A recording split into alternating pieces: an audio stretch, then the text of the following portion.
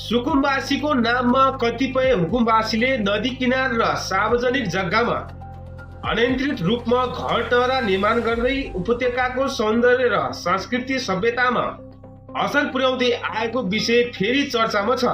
बागमती लगायत अन्य खोला नालाका किनारमा फैलिएको यस्तो बस्तीले ढल निकास प्रणालीमा समेत अवरोध सिर्जना गर्दै आएको देखिन्छ। यसैबीच सरकारले शनिबार र आइतबार भित्र जोखिमयुक्त र अनाधिकृत बस्ती हटाउने निर्णय गरेको छ, जसलाई धेरैले स्वागत गरेका छन्। सरकारको तर्क अनुसार सार्वजनिक भूमिको संरक्षण, शहरी व्यवस्थापन र दीर्घकालीन सुरक्षा सुनिश्चित गर्नु नै मुख्य उद्देश्य।